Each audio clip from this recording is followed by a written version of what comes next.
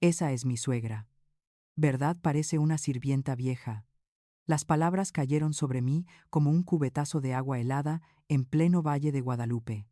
No gritaron, no se burlaron a carcajadas, lo dijeron bajito, como quien suelta una verdad cruel sin necesidad de elevar la voz. Y aún así, la frase retumbó dentro de mí como si hubiera estallado un vidrio desde adentro de mi pecho. Sentí que mi corazón se encogía, no de rabia, sino de esa tristeza profunda que solo entiende una madre que ha dado todo durante años, y aún así es mirada como un estorbo. La risa fina de Camila Beltrán se mezcló con el aroma del vino tinto, y por un segundo tuve la sensación de que el mundo se inclinaba, como si mi propio pasado hubiera decidido salir de las sombras justo en el día en que mi hijo comenzaba una nueva vida. Antes de continuar, quiero preguntarte algo. Si tú escucharas esas palabras en la boda de tu propio hijo, ¿qué harías? Si alguna vez has sentido que alguien te menosprecia sin conocerte, cuéntame en los comentarios desde dónde me escuchas.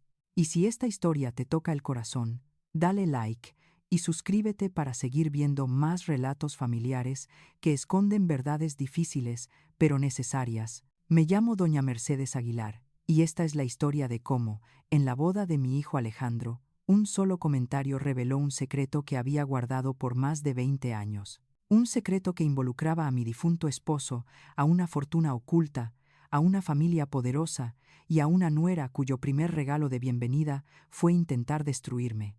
Esa tarde, mientras el sol se derramaba sobre los viñedos, entendí que mi pasado estaba a punto de regresar, y que nada en nuestra familia volvería a ser igual. El comentario de Camila seguía dando vueltas en mi cabeza como una espina clavada que se niega a salir. Esa es mi suegra, parece una sirvienta vieja. Las palabras eran suaves pero cortantes, tan afiladas como una navaja recién molida. En medio del murmullo elegante del Valle de Guadalupe, donde todos brindaban con copas de cristal y se tomaban fotos frente a los viñedos, yo me sentí como una intrusa en la boda de mi propio hijo. Nunca imaginé que el día que debía llenarse de alegría terminaría revelándome una verdad más amarga que el vino más seco.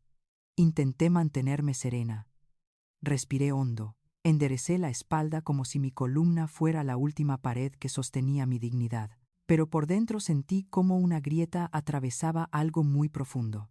No era solo el insulto, no era el tono de desprecio que usaron, era el presentimiento de que aquella frase no había sido un accidente. Era como si una puerta que yo había cerrado hacía más de 20 años se estuviera abriendo sola.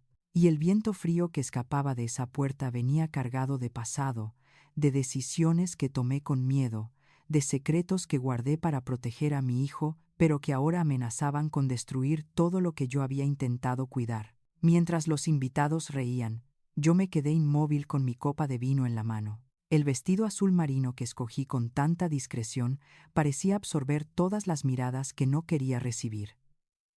Me pregunté si alguien más habría oído el comentario de Camila, pero cuando levanté la vista todos seguían en lo suyo. Nadie notó la herida que acababa de abrirse en mí. Ese dolor silencioso que solo las madres conocen. Ese dolor que te obliga a sonreír aunque algo dentro de ti esté gritando. Fue entonces cuando la música cambió y los padres de Camila se acercaron para saludar. Yo mantuve la cortesía, incliné la cabeza, estiré la mano con la educación que mi madre me enseñó desde niña. Pero al ver mi rostro, el padre de Camila se quedó petrificado. Don Humberto Beltrán, empresario, elegante, siempre con ese porte de hombre que cree que lo sabe todo. Su copa se inclinó y el vino tinto cayó sobre el vestido de su propia hija sin que él se diera cuenta. Los ojos del hombre se clavaron en mí como si viera un fantasma. La sangre se le fue del rostro, y en ese instante supe que no era solo un insulto lo que había escuchado. Era una señal, un presagio, una advertencia de que algo mucho más grande estaba a punto de desmoronarse. Nadie entendió por qué don Humberto se quedó paralizado. Camila se molestó por la mancha en su vestido. Los fotógrafos esperaban sonrisas, los invitados exigían un brindis, pero yo solo podía pensar en una cosa. Años atrás, cuando mi esposo aún vivía, los dos habíamos tomado una decisión que cambiaría nuestras vidas. Y aunque yo intenté enterrarla bajo rutinas simples y silencios largos, el pasado nunca desapareció.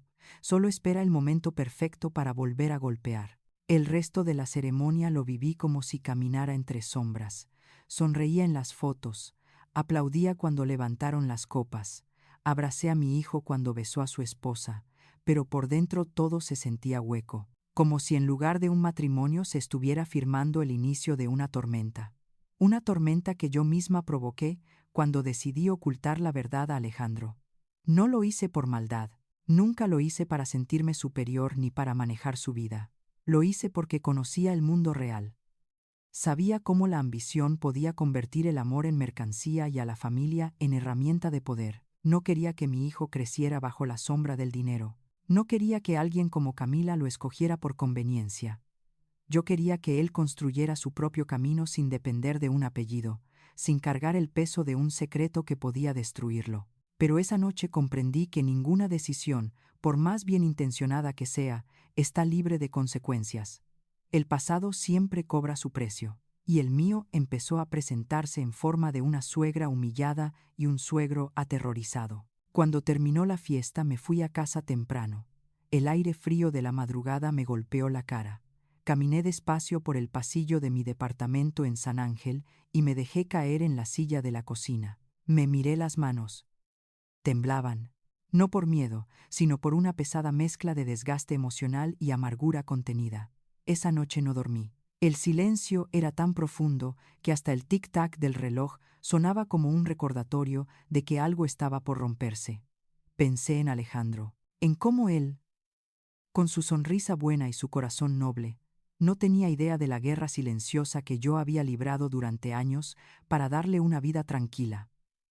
Pensé en mi esposo, en sus palabras cuando creó la tecnología de baterías, en el momento en que decidimos vender todo en secreto, y en por qué habíamos prometido no decirle nada a nadie, ni siquiera a nuestro propio hijo. Pero lo que más me inquietaba era la mirada de don Humberto. Él me reconoció. Sabía quién era yo.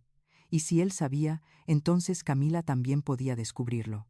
Y si ella lo descubría, usaría la información no para proteger a Alejandro, sino para manipularlo, para controlar nuestro entorno, para tomar lo que no le pertenecía. Justo cuando el amanecer comenzaba a pintar las paredes de la cocina, escuché 3 toques suaves en la puerta, 3 golpes precisos, familiares, y sentí que mi corazón se detenía por un instante, porque yo sabía exactamente quién tocaba, y también sabía que no venía a saludar. Eran las 7 de la mañana, y Alejandro, con el rostro agotado y la camisa arrugada, estaba al otro lado de la puerta esperando respuestas que yo no estaba segura de poder darle. Ahí supe que la tormenta apenas estaba comenzando, y que lo que ocurriera después podría cambiarlo todo para siempre. Alejandro estaba parado en la puerta con la camisa arrugada y los ojos hinchados como si no hubiera dormido en toda la noche. Su respiración era corta, tensa, como la de alguien que llega empujado por una verdad que no sabe cómo manejar. «Mamá», dijo apenas con un hilo de voz, «necesito que me digas qué pasó anoche. Necesito saber por qué ese hombre te reconoció». Lo miré y por un instante sentí que el tiempo se detenía. Era mi hijo, mi niño, el mismo que un día me preguntaba si yo estaba cansada cuando volvía tarde del trabajo. Pero ahora era un hombre buscando respuestas. Y yo, la mujer que tenía que decidir si revelaba la verdad o seguía escondiéndola para protegerlo. Pero ya no podía ocultarlo más. «Pasa, hijo», murmuré intentando sonar tranquila. «Te preparo un café». Aunque mis manos temblaban, la cocina se llenó del olor al café de olla con canela y piloncillo. Alejandro se sentó frente a mí sin quitarme la mirada. Había rabia en sus ojos, pero también miedo. El miedo de quien sospecha que su vida no es lo que creía. Cuando dejé su taza frente a él, Alejandro exhaló con fuerza, como si quisiera soltar un peso que lo ahogaba desde la boda. «Mamá, dime la verdad. ¿Quién eres realmente? ¿Qué escondiste?» Yo sentí una punzada profunda en el pecho. Las palabras de Camila en la boda, la mirada sorprendida de don Humberto, el golpe del pasado abriéndose paso, todo vino de golpe. Me senté despacio, enrollé el chal entre mis dedos y respiré hondo. «Sigo siendo tu madre», dije con una voz que apenas reconocí. «Pero hay partes de mi vida que nunca quise que cargabas, cosas que creí necesarias para protegerte». Alejandro apretó los dientes. «¿Protegerme de qué, mamá? de que yo supiera que vivíamos al día mientras tú tenías suficiente dinero para comprar medio edificio. Su risa fue amarga, como una herida abierta. Hijo, dije despacio, tu padre inventó una tecnología de baterías. Vendimos los derechos poco antes de que él muriera. Lo hicimos en silencio. Nadie lo supo porque queríamos que crecieras sin depender de nada, sin que la sombra del dinero te robara el valor del esfuerzo. Alejandro bajó la mirada, pero no por calma, sino para contener la ira que le hervía en la sangre. Yo trabajando 10 horas al día y tú guardando millones, mamá. Como si yo fuera incapaz de entender, como si fuera un niño. Sentí como si cada palabra fuera un golpe. Yo sabía que tarde o temprano esa conversación llegaría, pero no imaginé que sería así, con el corazón de mi hijo partido entre el amor y el resentimiento. No quería que te perdieras, Alejandro, que el dinero se convirtiera en tu identidad, que te rodearas de personas como... Me detuve, pero ya era tarde. Él levantó la mirada, como quien, mamá, como Camila. Ese nombre cayó en la cocina como un trueno. No respondí, porque mi silencio ya lo decía todo. Alejandro respiró hondo, intentando controlar la voz. Ayer vi algo más, mamá. Vi cómo don Humberto te miró, como si viera a alguien que podía destruirlo. ¿Qué hiciste? ¿Qué tienes que ver con esa familia? No fue lo que hice, respondí. Fue lo que intenté dejar atrás. Esa gente no es honesta, Alejandro. Yo nunca quise que te metieras con ellos. Mi hijo se levantó de la silla, caminó de un lado a otro con una mano en el cabello. Estaba al borde del colapso, entre el enojo y la incredulidad. Y entonces mi celular vibró sobre la mesa. El sonido fue tan fuerte en medio del silencio que ambos dimos un pequeño salto. Miré la pantalla. Era un mensaje de Lucía Santillán. Lo abrí. Y todo se me cayó del rostro. Doña Mercedes, la CNBV acaba de abrir una revisión inesperada sobre 2 fideicomisos vinculados a Grupo Horizonte. Alguien intentó acceder a documentos restringidos esta madrugada. Necesitamos hablar de inmediato. Mis manos se quedaron frías. Alejandro tomó el teléfono con rapidez, leyó el mensaje y su expresión cambió por completo. Sus ojos se agrandaron. Mamá, ¿por qué tienes fideicomisos? ¿Por qué alguien querría revisar tus documentos? ¿Qué estás ocultando? Intenté controlarme. Debe ser una auditoría rutinaria, dije. Te prometo que... No, mamá, interrumpió él con un tono que nunca me había usado. No me mientas. ¿De dónde salió ese dinero? ¿Qué relación tienes con la CNBV? ¿Qué más me has ocultado? Sentí un nudo en la garganta. Yo no tenía miedo de la CNBV. Tenía miedo de perder a mi hijo. Tenía miedo de que él pensara que yo lo había engañado toda su vida. Tenía miedo de que este secreto, que pensé que lo protegería, se convirtiera en un abismo entre los dos. No les tengo miedo, dije despacio. Solo que si la gente descubre quién está detrás de Grupo Horizonte, empezarán las preguntas. Preguntas que no quiero que te lastimen. Alejandro me miró con un dolor que parecía romperlo. Mamá, no estoy enojado porque seas rica. Estoy enojado porque pensaste que no podía entender, porque no confiaste en mí. Mis ojos se llenaron de lágrimas, pero me obligué a no llorar. El amor de un hijo es lo más frágil del mundo, y a veces una madre tiene que soportar su enojo como una penitencia. Alejandro se sentó otra vez y apoyó los codos en la mesa.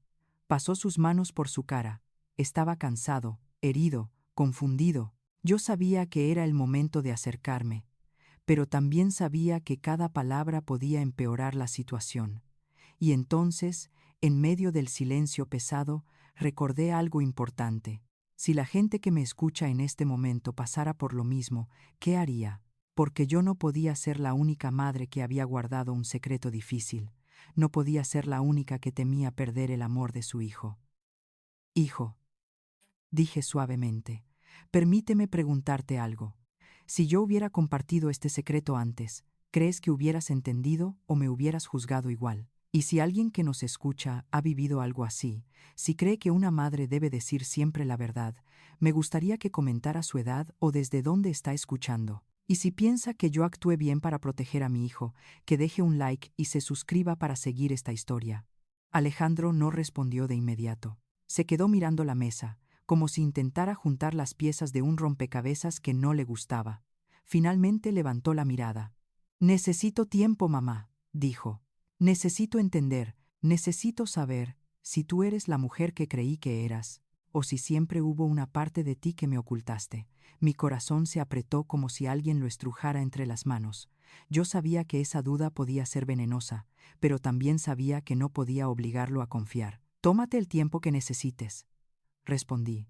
Alejandro se levantó. Miró hacia la puerta, dio un paso, luego otro. Parecía a punto de irse cuando se detuvo y dijo algo que me desarmó por completo. Pero no dejaré que nadie te lastime, mamá, ni siquiera Camila. Mi respiración tembló. Ese pequeño rayo de amor en medio de la tormenta me sostuvo. Cuando la puerta se cerró detrás de él, me quedé en silencio largo rato. El café se enfrió en la mesa, mis manos aún temblaban. Y mientras miraba el mensaje en mi celular, entendí que lo peor no era la discusión con mi hijo.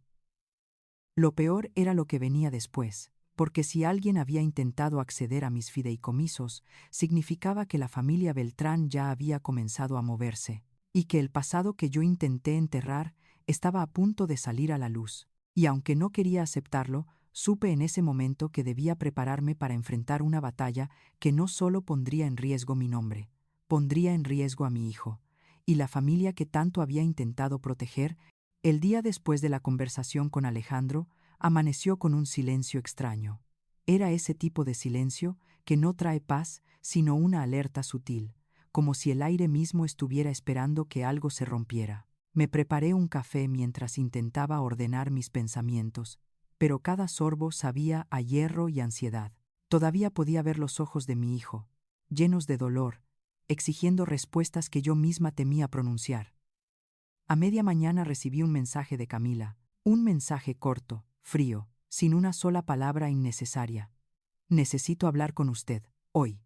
Restaurante Miravalle en Lomas. 12 en punto. No pedía, ordenaba, y aún así yo sabía que no podía ignorarla. La familia Beltrán ya había comenzado a moverse. Y si no enfrentaba a Camila ahora, esa mujer no dudaría en buscar un camino más peligroso para llegar a lo que quería. No por amor a mi hijo, sino por ambición. Llegué al restaurante unos minutos antes. El lugar estaba casi vacío, iluminado por una luz blanca que caía sobre las mesas como un rayo frío. Lomas de Chapultepec siempre había tenido ese aire elegante, casi distante, pero ese día el ambiente se sentía como una sala de interrogatorio disfrazada con manteles caros.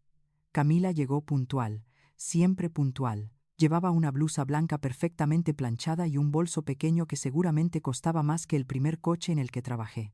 Se sentó frente a mí con una sonrisa fina, una sonrisa que no llegaba a los ojos. «Gracias por venir, suegra», dijo con una voz dulce, pero llena de filo. Asentí sin decir nada. El mesero dejó 2 copas de vino blanco y se retiró.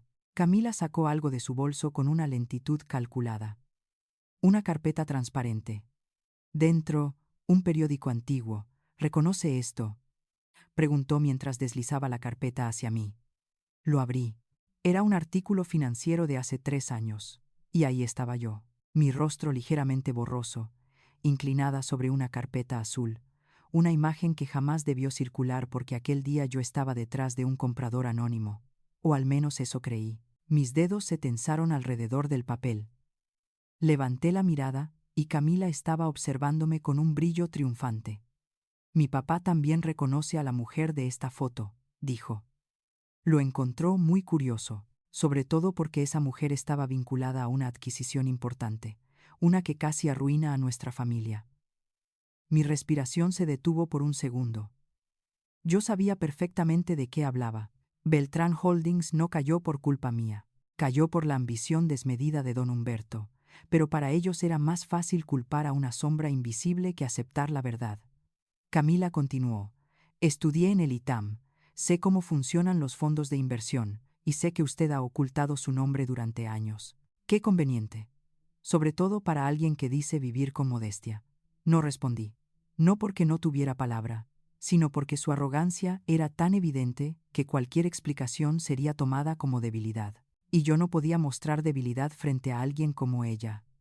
«No quiero problemas, suegra», dijo tomando su copa con elegancia forzada. «Solo creo que, si vamos a ser familia, deberíamos hablar de transparencia». Me reí por primera vez en toda la mañana. Una risa suave pero cargada de significado. Camila frunció ligeramente los labios. Ese gesto casi imperceptible que revela cuando una persona pierde un poco el control. Transparencia. Repetí. Qué palabra tan curiosa viniendo de alguien que ni siquiera le dijo a mi hijo que estaba en bancarrota antes de casarse con él. Los ojos de Camila brillaron con un destello de furia contenida, pero su sonrisa permaneció intacta. Mi familia puede estar pasando por un momento difícil, dijo. Pero nada de eso importa si yo tengo algo más valioso. La información adecuada. Usted sabe mejor que nadie lo que una simple filtración puede provocar ante la CNBV. Ahí estaba, el chantaje, desnudo, frontal. Yo respiré hondo. Había enfrentado hombres de negocios más poderosos que ella. Había firmado contratos que podían quebrar empresas enteras si una cláusula se interpretaba mal. Pero nunca me había enfrentado a la mujer que ahora estaba casada con mi hijo. Una mujer tan joven y aún así tan peligrosa. Camila se inclinó hacia adelante. Su perfume caro impregnó el aire. Mi padre podría hablar con sus contactos. Podría mencionar lo que encontró. Podría incluso entregar esto a un periodista. Sería una pena que la madre del novio resultara ser una inversionista oculta. Ya se imaginará los titulares. Guardé silencio. Un silencio largo que hizo que Camila alzara una ceja, confundida por mi falta de reacción. Y de pronto lo solté. Sabes que lo que estás haciendo es extorsión, ¿verdad? La copa de Camila tembló levemente. Apenas una vibración. Pero yo la vi. Vi cómo por un instante perdió el equilibrio. La extorsión es una palabra fea, suegra, murmuró. Prefiero llamar a esto una propuesta. Una alianza. Usted tiene capital. Yo tengo información. Podemos ayudarnos. O podemos destruirnos. Dejé la copa en la mesa. La miré directamente a los ojos. No hablé desde el enojo, sino desde la calma fría que aprendí a usar cuando todo a mi alrededor amenazaba con explotar. Tú no tienes idea del juego en el que estás entrando, Camila. Ella sonrió confiada. Eso está por verse. El silencio volvió a caer sobre la mesa. Los cubiertos de otras mesas sonaban a lo lejos como pequeños golpes metálicos que marcaban el ritmo de aquella tensión. Camila tomó de nuevo el periódico, lo dobló con cuidado y lo guardó en su bolso. Me pondré en contacto pronto, dijo mientras se levantaba. Ojalá para entonces ya haya decidido qué camino quiere tomar, el fácil o el difícil. Sus tacones resonaron en el piso brillante mientras se alejaba. Cuando por fin desapareció entre las mesas, yo me quedé sentada sin moverme. Mis manos estaban frías, pero mi mente ardía. Ella creía tener el control. Creía haber dado el primer golpe, pero no sabía nada. No sabía de mis contactos. No sabía de las personas que me debían favores. No sabía de los documentos que yo tenía guardados. Y no sabía que yo había hecho negocios con hombres que harían temblar a su padre sin levantar la voz. Tomé mi bolso, bebí un último sorbo de vino y me dirigí hacia la salida. Afuera, el sol de Lomas caía con fuerza sobre las bugambilias que decoraban la entrada. Abrí la puerta de mi auto y me quedé unos segundos ahí sentada, respirando, sintiendo cómo la tensión se me hundía en la piel, y entonces mi teléfono vibró. Un mensaje de Lucía Santillán. Doña Mercedes, revisé los accesos recientes. No solo intentaron entrar a sus fideicomisos, también hay movimientos raros en los registros de Beltrán Holdings. Se me heló la sangre. Los Beltrán estaban moviendo piezas mucho más rápido de lo que imaginé. Y yo aún no le había dicho nada a Alejandro. Era claro que el tiempo se me estaba acabando, y lo que venía ahora no solo pondría a prueba mi paciencia, pondría a prueba todo lo que yo era capaz de hacer para proteger a mi hijo. Cuando salí del restaurante en Lomas, aún podía sentir el perfume de Camila pegado a mi ropa, como si su presencia se aferrara a mí incluso después de que sus palabras hubieran dejado de sonar. Me apoyé un instante en la puerta de mi auto para recuperar el aire. Mi corazón seguía latiendo fuerte, no por miedo sino por una mezcla de indignación y claridad. Por primera vez, vi a Camila tal cual era. Una mujer que necesitaba ganar incluso antes de jugar. Una mujer que veía la vida como un tablero y a las personas como piezas movibles. Pero no sabía que yo no era una pieza. Yo era alguien que ya había sobrevivido demasiadas batallas. El mensaje de Lucía seguía iluminando la pantalla de mi celular. Movimientos sospechosos, intentos de acceso, y ahora también inconsistencias en los registros financieros de Beltrán Holdings. Todo apuntaba al mismo origen. La familia de Camila estaba más desesperada de lo que aparentaban. Y la desesperación siempre empuja a la gente a hacer tonterías. Decidí ir directamente a la oficina de Lucía. No podía esperar. No podía volver a casa sin entender lo que estaba ocurriendo realmente. Mientras manejaba hacia Santa Fe, el tráfico avanzaba lento. Los edificios altos reflejaban el sol de la tarde como si sus cristales estuvieran ardiendo. Y en medio de ese paisaje moderno, yo sentía que avanzaba hacia un pasado que intenté enterrar durante décadas. Lucía me recibió sin sonreír. Ella nunca sonreía cuando las cosas iban mal. Tenía una manera peculiar de mirar. Firme, directa, sin rodeos. Me acompañó hasta la mesa de juntas donde varias carpetas estaban abiertas. Documentos marcados con notas adhesivas, flechas, cifras. Regina no había exagerado. Algo grave estaba ocurriendo. Siéntese, me dijo. Tenemos mucho que revisar. Me acomodé en la silla y crucé las manos sobre el escritorio. Lucía abrió la primera carpeta. Era un mapa de la estructura financiera de Beltrán Holdings. Una estructura que, para alguien inexperto, habría parecido sólida. Pero para alguien como Lucía, cada línea débil era como una grieta a punto de romperse. Esto, comenzó señalando unos gráficos, es la realidad de la familia Beltrán. Todo lo que aparentan tener está sostenido con pinzas. La residencia que presumen está hipotecada en un porcentaje alarmante. Los autos de lujo que manejan están a nombre de empresas con deudas vencidas. Y los ingresos reales del grupo han caído casi a cero en los últimos 2 años. Yo escuchaba sin mover un músculo. Cada palabra confirmaba lo que ya había sospechado a medias, pero que no tenía pruebas para asegurar. La familia de mi nuera estaba hundida. Pero no era solo su problema, era el combustible perfecto para que Camila jugara con fuego. Lucía volteó la hoja. Lo más grave no es eso, dijo. Lo más grave es esto. Me pasó una carpeta gris sellada con una cinta roja. La abrí lentamente. Era una copia de un contrato de capitulaciones matrimoniales, firmado aparentemente por Alejandro y por Camila. Mi vista se nubló un instante. Alejandro nunca firmó algo así. Él me lo había dicho. Y yo le creía más que a cualquier documento puesto frente a mí. Este contrato es falso, dijo Lucía en voz baja.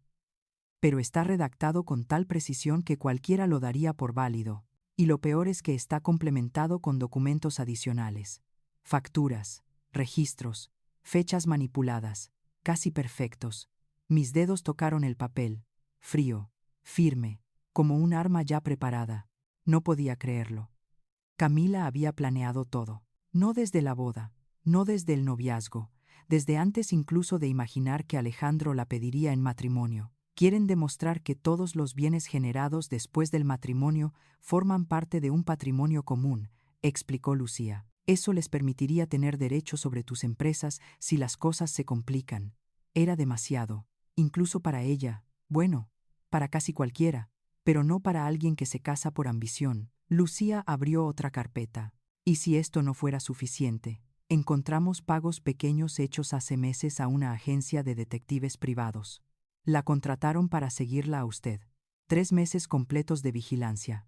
Sentí algo extraño, no miedo, no sorpresa, sino un cansancio profundo. El tipo de cansancio que se siente cuando descubres que alguien ha cruzado un límite sagrado. Mis visitas al panteón de mi esposo, mis caminatas por Narvarte, mi oficina, todo capturado por una mujer que quería asegurarse de que yo no fuera un peligro para ella. ¡Qué ironía! Mientras ella buscaba protegerse de mí, era yo quien debía proteger a mi hijo de ella. Lucía continuó, y hay algo más. Encontramos un rastro de movimientos digitales conectados con un miembro de la familia Beltrán.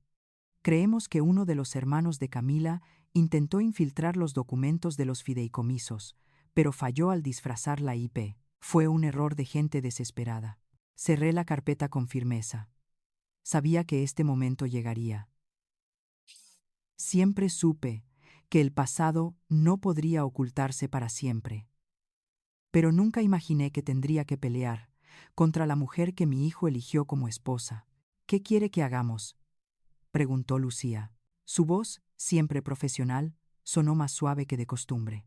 Respiré hondo. El aire me quemaba el pecho. Quiero que preparemos un expediente completo. Cada factura, cada movimiento, cada traza digital. Quiero que revises mis contratos, mis sociedades. Todo. Antes de que ellos puedan mover otra pieza en este tablero, quiero estar 2 pasos adelante. Lucía asintió. Conozco ese tono, dijo. El tono de la Mercedes que firmaba acuerdos millonarios sin dudar, esa que nadie detenía. Sonreí con una mezcla de dolor y orgullo. Esa mujer estaba regresando. No porque yo quisiera, sino porque ya no tenía opción. Revisamos docenas de hojas. Lucía explicaba cada punto con precisión quirúrgica. La luz del atardecer se filtraba por los ventanales de la oficina, tiñendo los documentos con un tono dorado que parecía casi poético. Pero lo que había sobre la mesa no tenía nada de poético. Era una guerra silenciosa. Una guerra donde la familia Beltrán ya había disparado el primer tiro. Cerca de las 8 de la noche me levanté. Sentí un mareo leve por el cansancio, pero también sentí algo que hacía mucho no sentía. Determinación. No la determinación impulsiva de la juventud, sino la de una mujer que ya perdió antes y que no está dispuesta a perder de nuevo. Lucía me acompañó hasta la salida. Mientras caminábamos por el pasillo, su teléfono vibró. Ella lo revisó y su expresión cambió. «Doña Mercedes», dijo. «Hay algo más que necesita ver. Y creo que esto cambia todo». Me detuve. «¿Qué es?». Lucía me miró con una seriedad que rara vez mostraba. «Encontramos un documento que no coincide con nada. Y si lo que sospecho es cierto, esto podría significar que la familia Beltrán no está actuando sola». El pasillo se volvió más frío, más estrecho, más silencioso. Y supe que lo que estaba por descubrir no solo afectaría la pelea que ya había comenzado, podría afectar mucho más, algo que aún no estaba lista para aceptar, pero ya no había vuelta atrás. El ascensor subía lento hacia el piso 17 del edificio en Interlomas, y en cada número que avanzaba sentía que mi respiración se hacía más pesada. No era miedo. Ya había pasado por momentos más oscuros que este. Era la certeza de que esa tarde marcaría un antes y un después. El silencio dentro del ascensor era tan denso que podía escuchar el latido de mi propio corazón, un tambor insistente que parecía recordarme que ya no había lugar para huir. Lo que estaba por ocurrir debía enfrentarlo de frente, sin temblar. Cuando las puertas se abrieron, vi al licenciado Carranza esperándome con el portafolio de cuero entre las manos, siempre tan sereno, tan firme, tan exacto en cada palabra. Tenía ese tipo de presencia que hacía que todo a su alrededor pareciera bajo control, excepto que hoy ni siquiera él podía ocultar la tensión en su mandíbula. «Ya están adentro», me dijo mientras caminábamos hacia la sala de juntas. «Llegaron antes de tiempo». Asentí sin responder. Era típico de Camila llegar antes. Ser la primera en la mesa. La que supuestamente toma la iniciativa. La que quiere demostrar control incluso antes de sentarse. Empujé la puerta de vidrio. Del otro lado, sentados frente a frente, estaban Camila y su abogado, licenciado Robledo. Ella llevaba un traje color crema, con un brillo que reflejaba la luz de la tarde. Su cabello recogido en un moño impecable, sus manos entrelazadas sobre la mesa. Su sonrisa era tan perfecta que resultaba casi insultante. «Gracias por venir, doña Mercedes», dijo con un tono dulce que contrastaba profundamente con la mirada fría que me dirigió. «Sé que ambas queremos resolver esto de manera profesional». Carranza tomó su lugar junto a mí y abrió su portafolio con calma, como si estuviera sacando herramientas precisas para una cirugía delicada. «Quiero dejar algo claro desde el principio», intervino Robledo. «Las acciones y omisiones de su clienta podrían interpretarse como ocultamiento deliberado de información financiera. La CNBV podría interesarse en investigarlo». No respondí. En lugar de eso, saqué la carpeta que preparé junto con Lucía y la dejé sobre la mesa. La carpeta hizo un sonido seco al caer, como si marcara el inicio formal de una batalla. Antes de que continúen, dije, quiero que revisen esto. Camila levantó una ceja, pero tomó la carpeta con expresión confiada. Cuando abrió la primera página, vi cómo su sonrisa se tensó apenas. Eran 3 certificaciones legales independientes, todas demostraban la legitimidad total de mis empresas, mis fideicomisos y cada operación que había realizado en los últimos 10 años. Junto a los documentos había una copia del acuse de recibo de la CNBV fechado la tarde anterior. Hicimos público todo antes de que ustedes intentaran usarlo como arma, expliqué. No hay nada que puedan ocultar ni nada que puedan filtrar para dañarme. Camila pasó las hojas con movimientos lentos. Sus ojos se fueron endureciendo a medida que leía. Robledo se inclinó hacia adelante para revisar los papeles, y vi cómo su expresión profesional se resquebrajaba por un segundo. Muy inteligente, dijo finalmente Camila, cerrando la carpeta, pero eso no responde a la pregunta más importante. ¿Por qué ocultó su participación en la compra de Beltrán Holdings? Mi padre todavía tiene dudas. Entonces fue cuando Carranza intervino. Aunque nunca levantaba la voz, cada palabra suya caía como una piedra firme. Su padre debe sus ingresos actuales a un contrato de consultoría pagado por una filial de la señora Aguilar, dijo. Así que quizás debería cuestionarse a sí mismo antes de cuestionar a mi clienta. Camila abrió los labios para responder, pero yo levanté una mano. No quiero humillarte, Camila, dije. No estoy aquí para destruirte ni para exponer tus problemas familiares, pero sí quiero que entiendas algo. No te temo, y no permitiré que uses mi nombre como moneda de cambio. Los ojos de Camila brillaron con una mezcla de rabia y orgullo herido. Levantó la barbilla, como si intentara recordar quién era en ese juego que ella misma empezó. Pero yo ya no la veía como la mujer que intentó manipular la vida de mi hijo. La veía como una niña asustada detrás de una máscara elegante. Abrí otra carpeta. Esta era más delgada, pero no menos importante. La deslicé hacia ella sin decir una palabra. Camila dudó un segundo, pero la tomó. Supe exactamente en qué momento leyó el contenido porque sus dedos se congelaron. Era una copia del borrador del contrato de capitulaciones matrimoniales falsificadas, más el rastro digital que conectaba a su hermano con el intento de infiltración a mis fideicomisos. Los labios de Camila temblaron apenas. No lloraba, no gritaba, pero toda su seguridad comenzó a desmoronarse.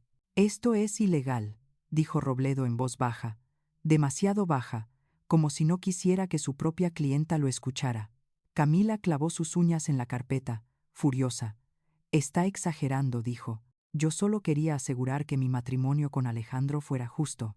Usted no entiende. Levanté la mirada directamente hacia ella. Ahí estaba el punto débil. Ahí estaba la verdad. No querías un matrimonio, Camila. Querías un seguro. Querías una puerta de salida si las cosas no salían como tú querías. Querías acceso a algo que no te pertenece. Camila apretó los dientes.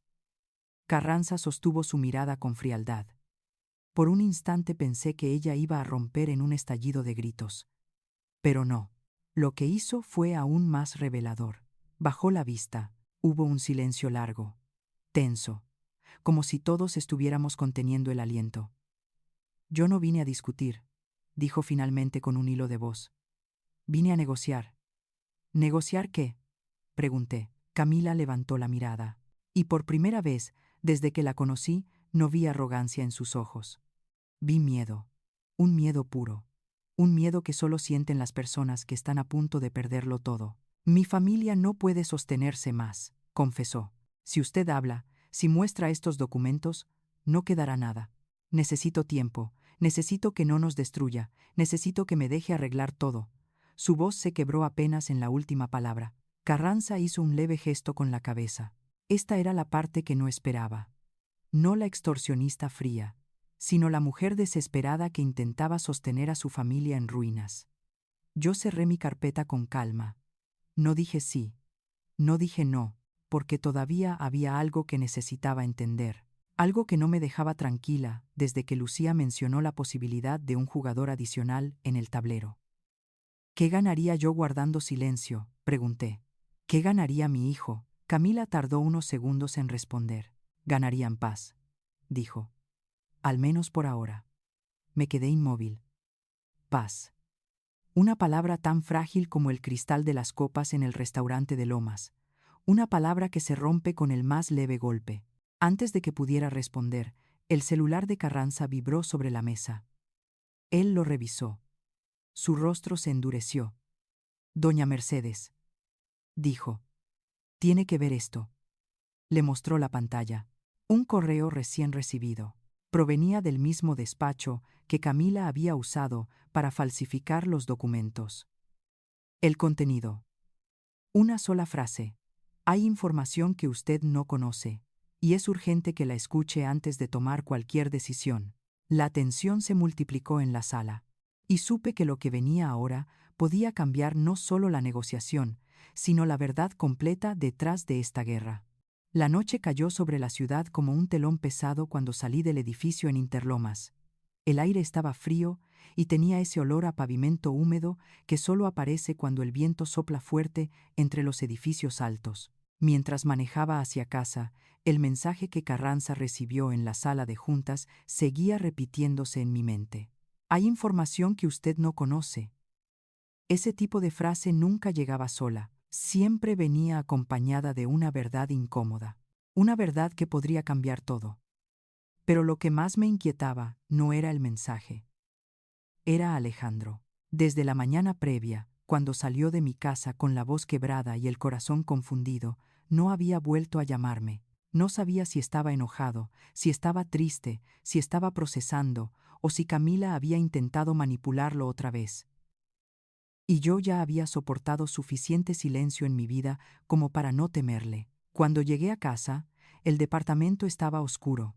Solo encendí la lámpara pequeña junto al sofá y me dejé caer ahí, sintiendo cómo el cansancio se acumulaba sobre mis hombros. Cerré los ojos un segundo, pero el sonido del elevador subiendo en el pasillo me hizo abrirlos.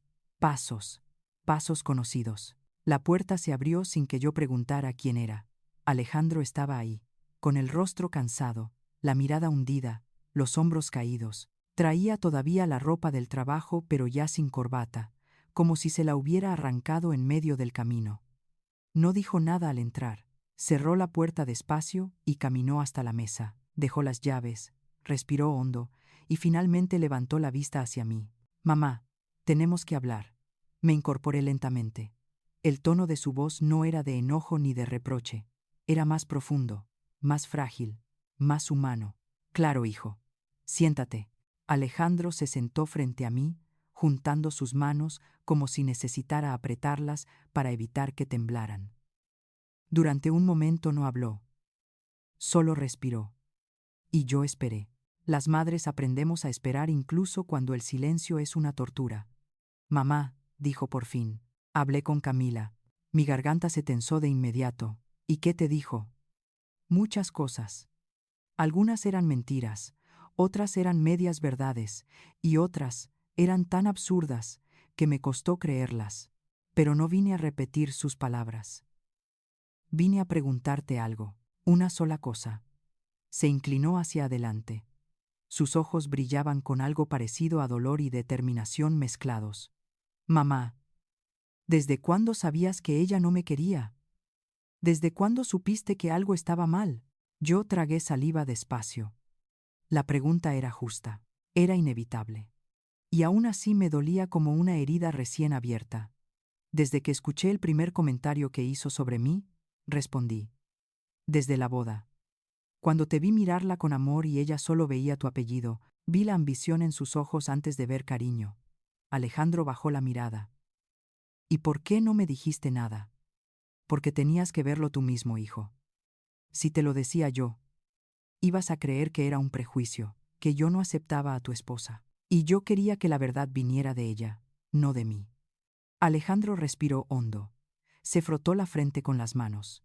¿Sabes qué fue lo que más me dolió? Mamá. No que me ocultaras el dinero, no que hubieras llevado una vida paralela que yo no conocía. Lo que más me dolió fue ver que Camila nunca pensó en mí. Nunca pensó en nosotros.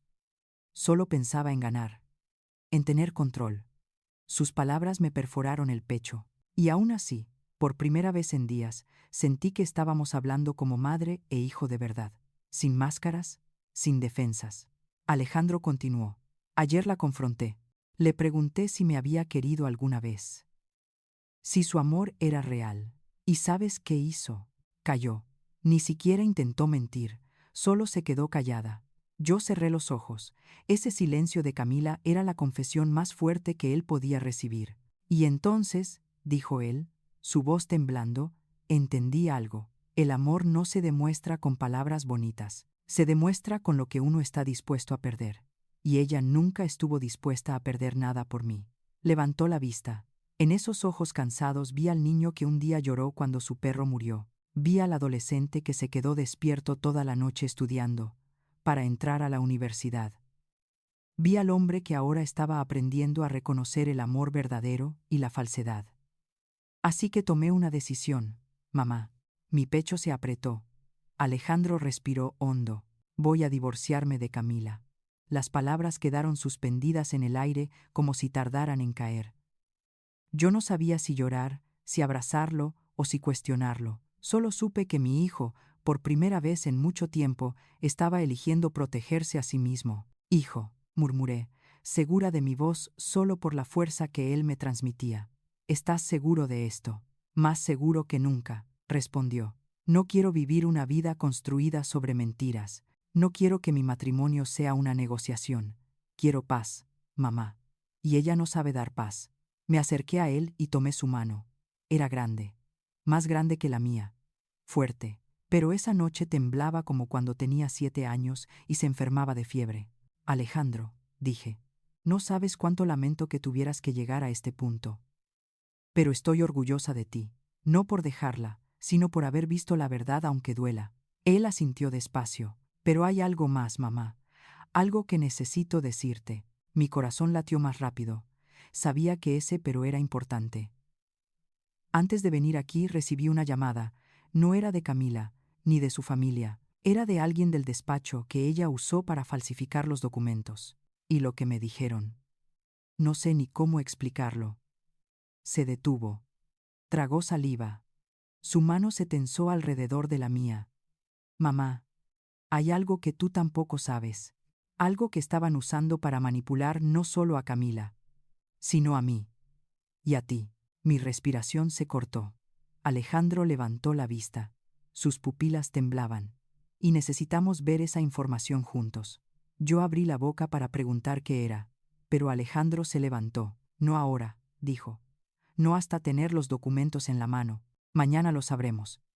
Y en ese instante pude sentir que lo que estaba por revelarse no tenía que ver solo con la familia Beltrán. Tenía que ver con algo más profundo, algo que quizá yo misma había pasado por alto. Cuando Alejandro salió de mi departamento, el silencio volvió a caer. Pero esta vez no era un silencio de miedo. Era un silencio que anunciaba una verdad enorme, afilada, inevitable. Y supe que lo que venía en el siguiente día no solo cambiaría la guerra, podría cambiar mi propia historia. Amaneció con un cielo gris que parecía anunciar algo inevitable. El viento soplaba fuerte sobre los árboles de San Ángel y las hojas caían con un sonido seco contra la banqueta mojada. No dormí en toda la noche. Cada hora miraba el reloj, esperando que llegara el momento de enfrentar lo que Alejandro y yo descubriríamos. Esa mañana no me sentía como empresaria ni como inversionista. Me sentía como madre. Y cuando una madre presiente que algo está por romperse, el cuerpo entero lo sabe. Alejandro llegó a las 9 en punto. Traía una carpeta en la mano y la expresión de alguien que había pasado la noche entera pensando.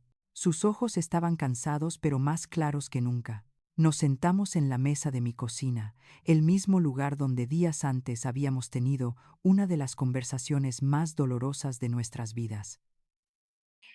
Mamá, dijo, mientras apoyaba la carpeta, antes de abrir esto, quiero que sepas algo. Pase lo que pase, no voy a dejar que nadie te haga daño. Asentí en silencio.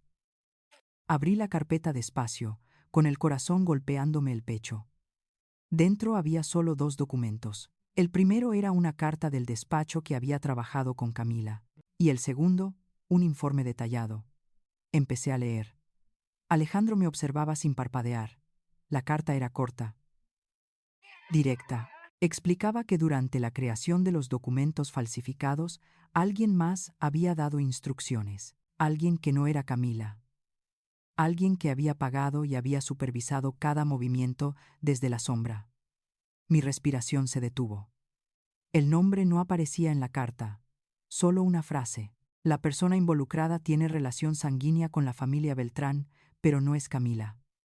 Pasé al segundo documento, y entonces lo vi. Fotos, registros de llamadas, capturas de pantalla con transferencias, historial de reuniones. Todo apuntaba hacia la misma persona. El hermano mayor de Camila. Un hombre que apenas había visto un par de veces. Un hombre que parecía siempre distante. Frío, con un aire de superioridad que nunca supe interpretar. Alejandro apretó los puños. Ese desgraciado manipuló a Camila, dijo entre dientes. Usó su miedo, su situación y su desesperación. Ella no lo hizo sola. La empujaron. Yo seguía mirando el documento. Cada línea era como un golpe en el estómago. Y lo peor era que, entre todos esos datos, había algo más. Algo que no esperaba encontrar. Una foto mía, tomada desde lejos mientras salía de una de mis oficinas en Santa Fe.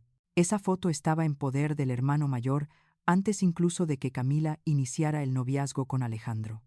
Eso significaba que todo había sido planeado mucho antes.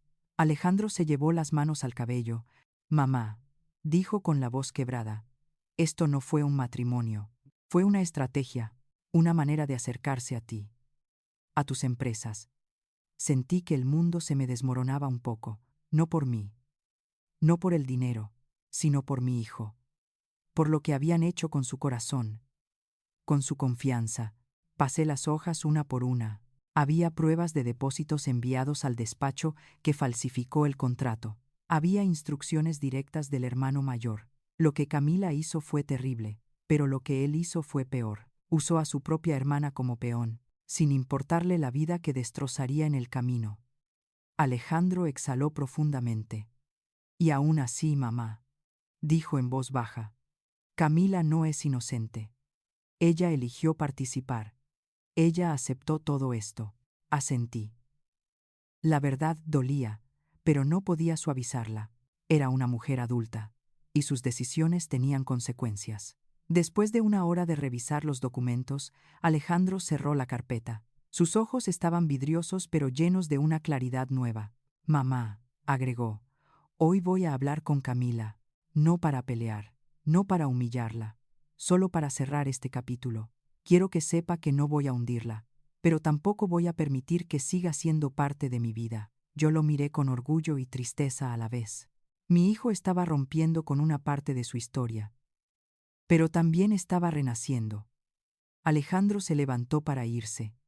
Me abrazó. Un abrazo largo, pesado, un abrazo que decía todo lo que las palabras no podían. Cuando salió por la puerta, sentí que algo en mí también se liberaba poco a poco. Me quedé sola en casa. El silencio ya no era una amenaza, era un descanso, un espacio donde por primera vez en muchos meses podía escuchar mis propios pensamientos sin miedo a que alguien los utilizara en mi contra. Y en ese silencio entendí algo. Era hora de dejar de esconderme, de soltar el pasado que había protegido con uñas y dientes, de convertir mi historia en algo más grande que una guerra con la familia Beltrán. Esa misma tarde llamé a Lucía Santillán y le pedí que preparara todo para el anuncio que llevaba años posponiendo, mi fondo de apoyo para jóvenes ingenieros, mi forma de honrar a mi esposo, mi manera de usar la verdad para sanar y no para destruir. Cuando colgué el teléfono sentí un alivio profundo, como si un nudo viejo finalmente hubiera podido desatarse. Horas después, ya caída la noche, mi celular vibró. Era un mensaje de Alejandro. Hablé con ella. Mañana paso por ti. Hay algo que necesitas escuchar, algo que Camila dijo, algo que cambia todo. Me quedé mirando esa frase durante varios minutos. Algo que cambia todo. Fuera lo que fuese, supe que no estaba lista, pero también supe que no había opción. Porque la verdad, cuando está a punto de salir a la luz, siempre llega aunque uno intente detenerla. Y esta vez, la verdad venía desde la voz de la misma mujer que había intentado destruirme. Apagué la luz de la sala. Me quedé mirando por la ventana. La ciudad brillaba como un mapa inmenso de oportunidades y heridas. Y entendí que el día siguiente no solo traería respuestas, traería el desenlace que nunca imaginé vivir. La mañana siguiente despertó con un silencio distinto.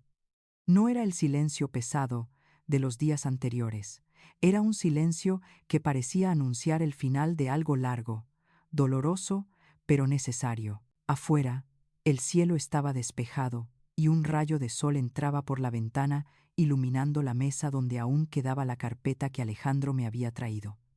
La miré un momento, respiré hondo y me preparé para lo que venía. Sabía que ese día cerraría una etapa y que, al mismo tiempo, comenzaría otra que jamás imaginé vivir. A las 11 de la mañana escuché los pasos de Alejandro en el pasillo. Entró despacio, como si cargara un peso que aún no sabía soltar, pero sus ojos ya no estaban nublados. Tenían una calma que no había visto desde hace mucho. Mamá, dijo con voz suave. Ya hablé con Camila. Lo que me dijo no fue fácil de escuchar, pero creo que necesitas saberlo. Se sentó frente a mí. Tomó aire como alguien que está por pronunciar una verdad que duele. Cuando entré a su departamento, continuó, ella ya estaba llorando. No trató de justificarse. No me pidió volver. Solo me dijo que había algo que tenía que confesarte. Mis manos se apretaron sobre mi falda. ¿Qué dijo?, pregunté. Alejandro bajó la mirada.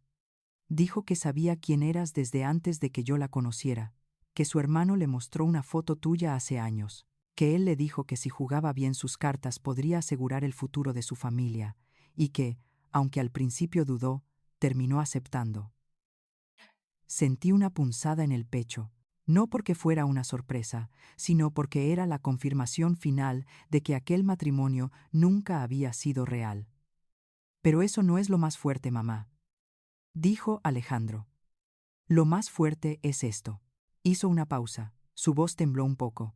Ella dijo que empezó todo como una estrategia, sí, pero que después se enamoró de verdad, que no supo cómo salir de lo que estaba haciendo, que tenía miedo de su hermano, y que pensó que, si decía la verdad, lo perdería todo. Cerré los ojos. Esas palabras no borraban lo que Camila había hecho, no limpiaban su manipulación, pero sí mostraban algo que yo no esperaba. Dolor real, miedo real, un grito de alguien que se equivocó y no supo cómo regresar. Alejandro continuó. La vi quebrarse, mamá.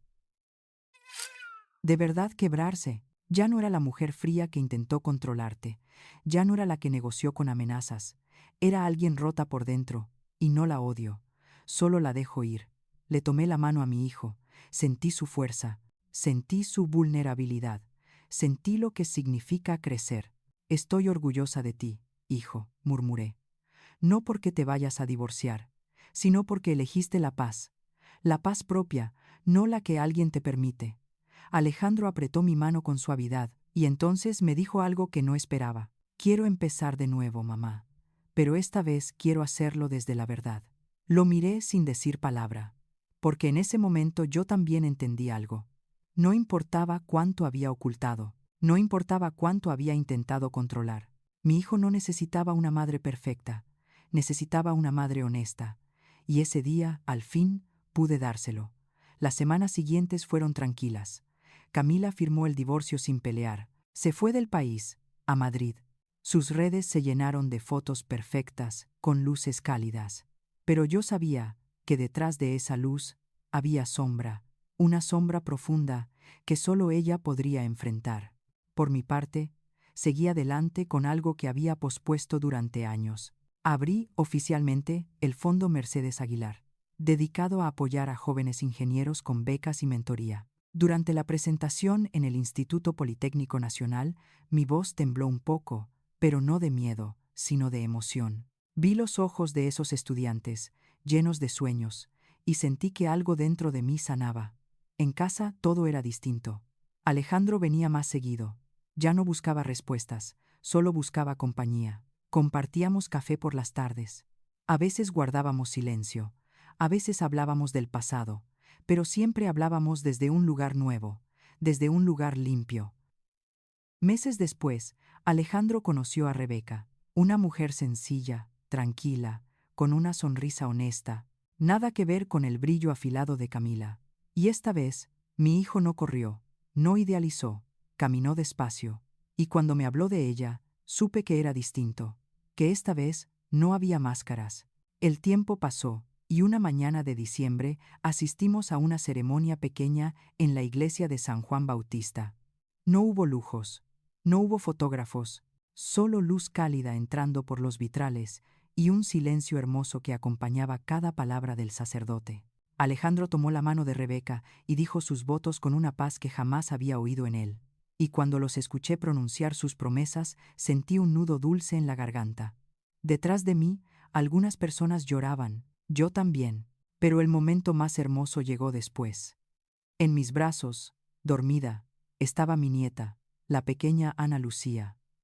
Tan diminuta, tan suave, tan perfecta como una flor recién abierta. Cuando la miré, el mundo entero pareció hacerse pequeño, como si todo lo ocurrido antes, cada dolor, cada mentira, cada secreto, hubiera sido necesario para llegar a ese instante.